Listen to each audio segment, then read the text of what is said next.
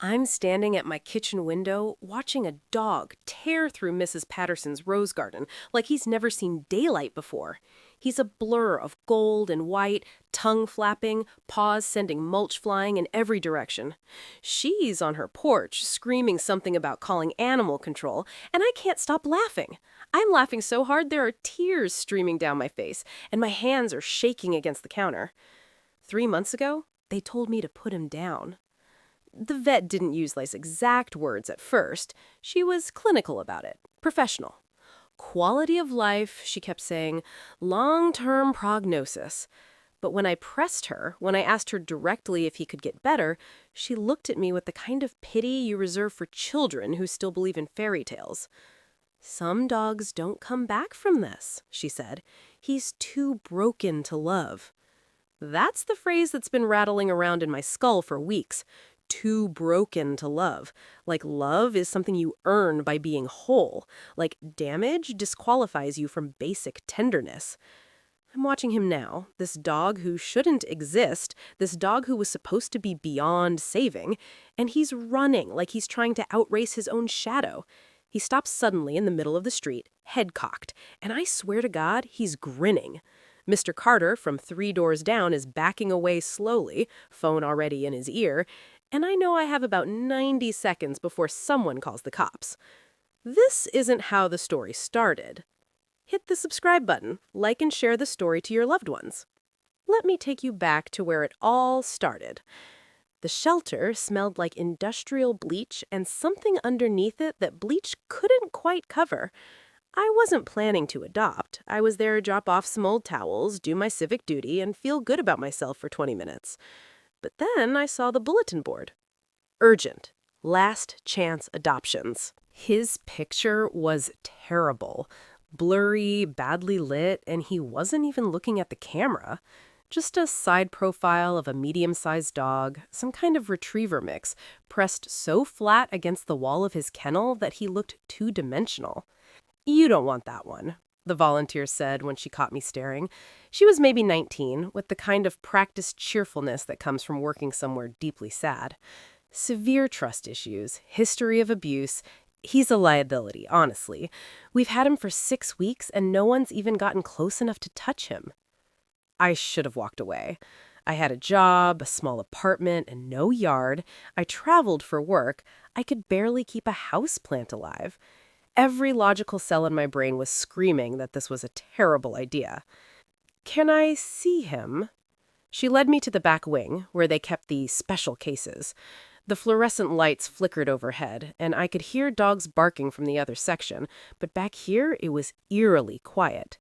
His kennel was at the end. The name tag said Max, but it was written in quotation marks, like even his name was temporary. He was in the far corner, facing the wall. I could see the knobs of his spine pressing through his coat. When I crouched down, he didn't turn around, didn't acknowledge my presence at all, but I saw his ear twitch. Just once. "Max?" I said softly. Nothing.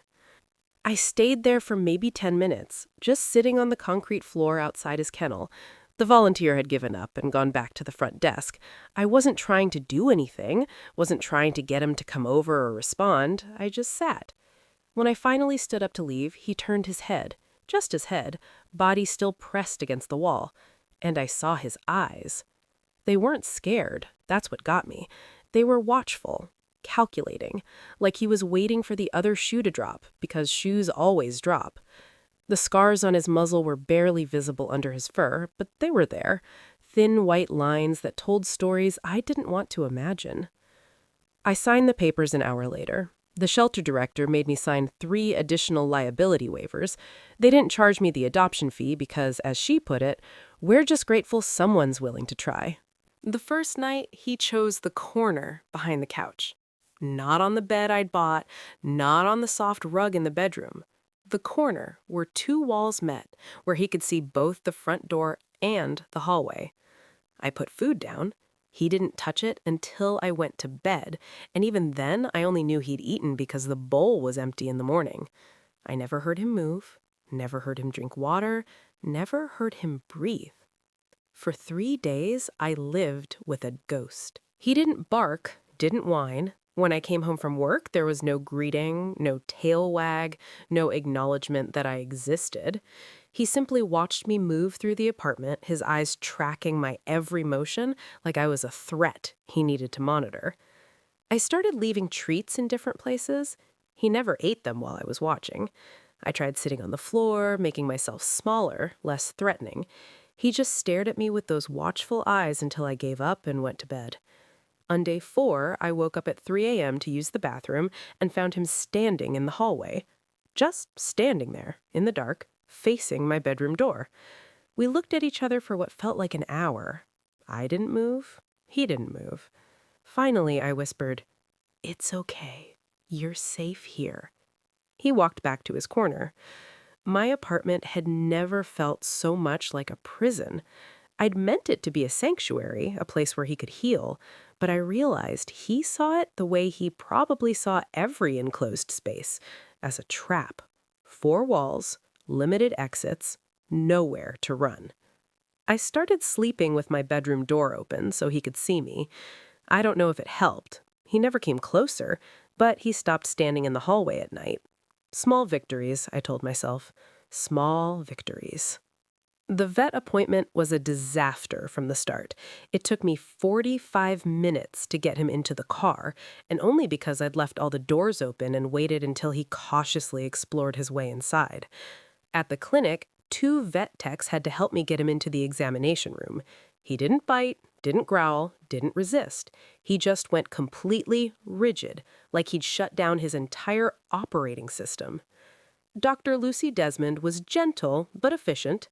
She ran her hands over his body with practiced precision, noting every scar, every place he flinched, every muscle that tensed under her touch. "How long has he been like this?" she asked. "Since I got him. About 2 weeks." She nodded, lips pressed thin. "These scars are old. Months, maybe years. And this kind of hypervigilance, it's not an acute trauma. This is chronic, long-term abuse." She touched his flank, and he trembled. "His nervous system is completely dysregulated. He's living in constant fight-or-flight mode, except he can't fight and he can't flee, so he's just frozen. Can he get better?" That's when she looked at me with those pitying eyes.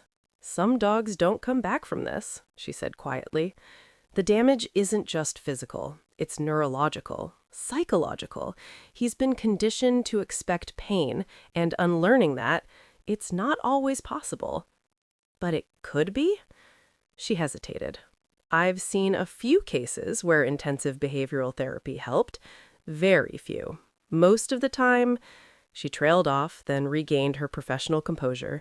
"Most of the time, we have to think about quality of life. What's humane? A dog that can't feel safe, can't relax, can't trust, that's not living. That's between one threat and the next." The word humane hung in the air like a threat. "I'm not putting him down," I said. "I'm not saying you should. Not yet.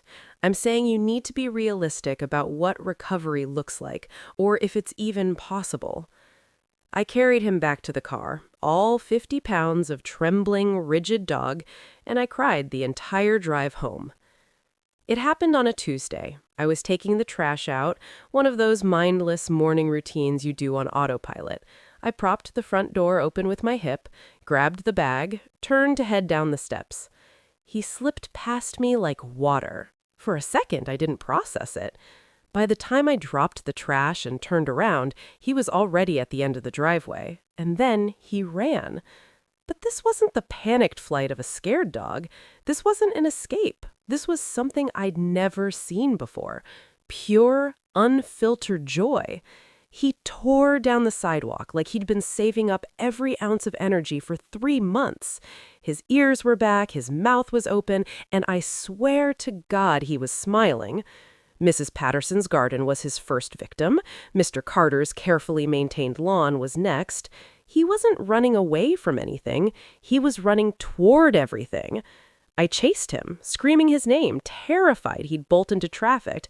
But he didn't. He ran in huge, looping circles, figure eights through the neighborhood. And every time he passed me, he looked right at me, right into my eyes. And then He stopped.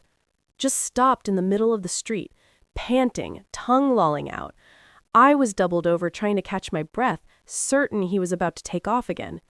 He walked up to me, slowly, deliberately, and his tail, the tail that had been tucked between his legs for 3 solid months, wagged. Once, twice, 3 times. I sat down right there on the asphalt and sobbed. Ugly, heaving sobs that scared Mrs. Patterson so badly she actually came out to check if I was okay. I wrapped my arms around his neck and he let me. He didn't pull away, didn't stiffen. He just stood there, panting in my ear, very much alive. The shelter director called 2 days after the running incident. She'd been going through old files, trying to clear out their database, when she found Max's complete intake report, the one they forgot to give me because, in her words, we weren't sure you'd take him if you knew everything. She was probably right. The abuse history was documented in clinical, detached language that somehow made it worse. The subject displayed signs of prolonged neglect, evidence of repeated blunt force trauma to the skull and rib cage, cigarettes burn on muzzle and paws, kept in an outdoor kennel measuring 3 by 3 feet for estimated 18 to 22 hours daily. No socialization, food deprivation used as punishment. The subject learned to suppress all vocalizations and displays of need. There was a note from the animal control officer who'd seized him. The dog has been conditioned to be invisible, does not bark, whine, or seek attention. Survival strategy. He wasn't broken. He was erased. Someone had systematically taught him that existing was dangerous, that needing anything, food, water, comfort, love, resulted in pain. So he'd learned to need nothing, to be nothing, a ghost dog in the corner, waiting for the next blow that might not come but probably would. I read the report 3 times. By the 3rd time, I wasn't crying anymore. I was furious. The anger was clean and sharp and focusing. This wasn't some tragic accident or unfortunate circumstance. This was deliberate. Someone had looked at a puppy, because he'd been young when this started, the vet estimated it to be under a year old, and decided to break him methodically, piece by piece. The report included a name: previous owner, Marcus Webb, 42. Address, redacted. The charges had been dropped due to insufficient evidence because the prosecution's office didn't think a jury would care enough about animal abuse to convict. I folded the report carefully and put it in a drawer. Max was sleeping in his corner. He still chose the corner, but now he slept deeply, snoring softly. I watched him for a long time. This dog who had survived despite everything, who had somehow kept a spark of life buried so deep it took 3 months to surface. "No one's taking you back," I whispered. "I promise." The shelter director called again 3 weeks later. Her voice was tight with what I recognized as barely controlled rage. "Marcus Webb saw your Facebook post," she said. "The video of Max running in the neighborhood. It went viral in the local dog groups." I'd posted it without thinking. 15 seconds of pure joy. Max tearing through the neighborhood, tail wagging, free. It had been shared 300 times. People loved a good redemption story. So he's filed a lawsuit. He's claiming we illegally seized his property and that you're essentially in possession of stolen goods. He wants Max back. The world tilted. What? His lawyer sent a cease and desist. He's claiming the abuse allegations were false, that Max was removed from his property without due process, and that seeing him thriving in your care proves he was never harmed in the first place. He's suing for emotional damages and the return of his dog. I couldn't breathe. He can't. There's documentation. There's evidence. The criminal case was dropped. No conviction means legally he has an argument. And because you adopted from us, you're both named in the lawsuit.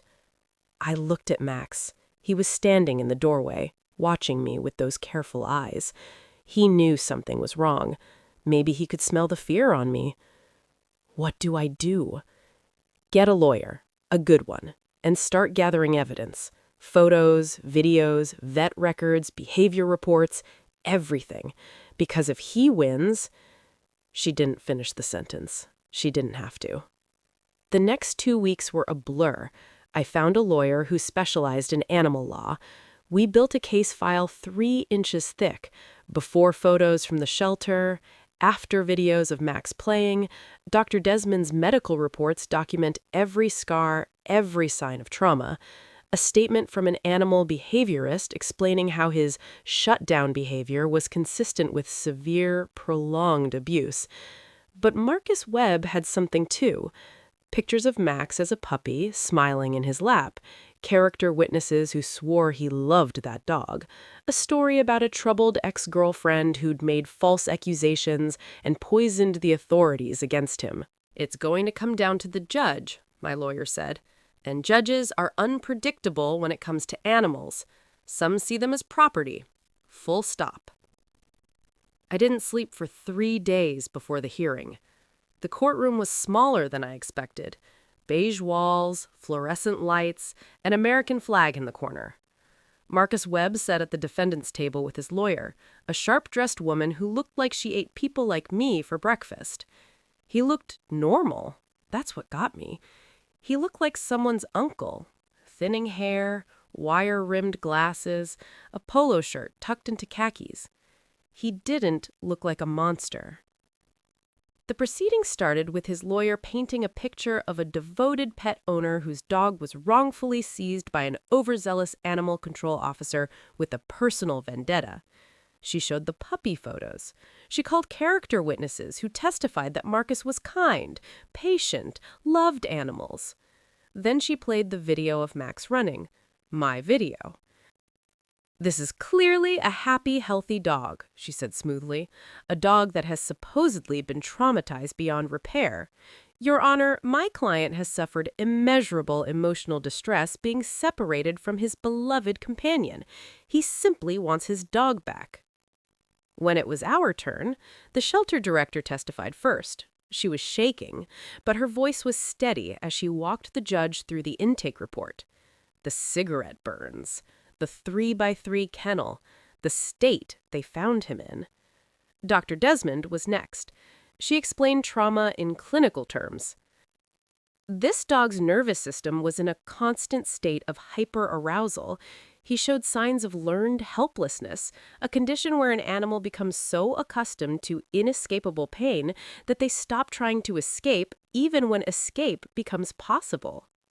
"But he's better now," Marcus's lawyer interjected, "as the video clearly shows." "Recovery doesn't erase abuse," Dr. Desmond said sharply. "It proves survival. This dog survived despite his circumstances, not because of them."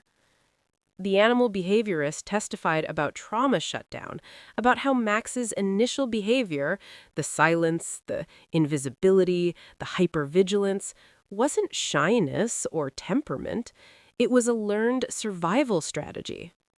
Then they played the shelter's intake video. I'd never seen it before. Max being carried into the exam room, rigid and trembling. The vet tech tried to touch him, and he flinched so hard he slammed into the wall. The complete absence of any normal dog behavior. No tail wag, no curiosity, no response to kindness. The courtroom was silent. Marcus's lawyer started to speak, but the judge held up her hand. She was an older black woman with gray hair and eyes that had seen too much bullshit to be fooled by a polo shirt and puppy photos. "Mr. Webb," she said quietly, "would you like to explain the scars?" "Dogs get hurt. He was active. He played rough." "The veterinary report documents over 30 distinct scarring sites consistent with cigarette burns. Would you like to explain those?" His mask slipped. Just for a second, I saw anger flash across his face before he smoothed it away. "That ex-girlfriend I mentioned, she had issues. She might have..." "Enough!" The judge's voice cut through the room like a blade. I've presided over hundreds of cases in this courtroom: divorces, custody battles, property disputes. And I have learned that people will lie about almost anything, but medical evidence doesn't lie. Behavioral science doesn't lie. She looked at the intake video, frozen on the screen. Max pressed against the wall, eyes wide with terror. This animal was not broken, she said. He was harmed, systematically, deliberately. And the fact that he has begun to recover in she checked her notes, in the plaintiff's care, is not evidence that the abuse didn't occur. It's evidence that removal from your custody was the correct decision. Marcus stood up. Your Honor, sit down, Mr. Webb. I'm not finished. She folded her hands. I'm ruling in favor of the defendant. You will have no custody, no visitation, no contact with this animal. Furthermore, I'm imposing a fine of $5,000 to be paid to the animal shelter for rehabilitation costs. And I'm recommending that the prosecutor's office review the decision to drop criminal charges. The gavel came down. I don't remember leaving the courtroom. I remember my lawyer's hand on my shoulder, the shelter director crying, Marcus Webb's lawyer looking furious. I remember walking out into the parking lot and sitting in my car for 20 minutes, shaking. He was safe. Max was safe. No one could take him away. When I got home, Max was waiting by the door. He'd started doing that recently, greeting me when I came in, not jumping or barking, he still didn't bark, but standing there, tail wagging in slow, measured beats. I knelt down and he walked into my arms. I held him for a long time, my face pressed into his fur, breathing him in. You're mine, really mine, forever. He licked my ear, once. It was wet and gross and perfect. The next morning, I woke up to something I'd never experienced before. Max's face inches from mine, his tail wagging, a stick in his mouth. He dropped it on my chest and backed up, play bowing. He wanted to play. I started crying before I even got out of bed. He tilted his head, confused, then picked up the stick and dropped it again, more insistent this time. We played fetch in the backyard for an hour. He wasn't good at it. He'd never learned how, but he was enthusiastic. He ran after the stick, grabbed it, then ran in circles with it before eventually bringing it back. His version of the game made no sense, and I loved every second of it. Mrs. Patterson watched from her porch. That your dog that tore up my roses? Yeah, I'm sorry, I'll pay for. Don't you dare. Haven't seen a dog that happy in 20 years, worth every ruined flower. Now, 3 months after the court case, 6 months after I brought him home, Max runs every morning. I open the door and he tears out like he's being released from a starting gate. He has a route now. Mrs. Patterson's garden, she planted extra flowers just for him to run through. The park 2 blocks over. Mr. Carter's lawn, they're friends now. Mr. Carter keeps tennis balls specifically for Max. He always comes back. Sometimes it takes 10 minutes, sometimes 30, but he always circles back to me, panting and grinning and alive. People ask me sometimes how I fixed him. They want a formula, a method, a clear path from trauma to healing. But I didn't fix Max. That's not how this works. I gave him time, I gave him space, I gave him the option to trust when he was ready. And when he chose, and it was a choice, to step out of that corner and into the world, I made sure the world was safe enough to step into. He still has bad days. Sometimes he wakes up from nightmares I can't see, panting in the dark. Sometimes a certain smell or sound sends him back to that corner behind the couch. But those days are fewer now, and even on the bad days, he knows I'm here. He knows he's safe. Last week, a family from the neighborhood stopped me at the park.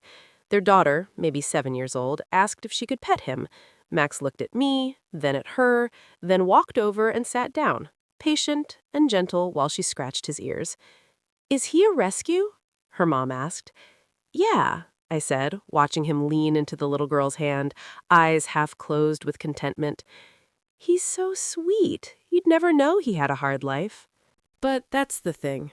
You would know. if you looked close enough, if you paid attention to the scars under his fur, the way he still checks the exits in every room, the careful way he approaches new things, you would know.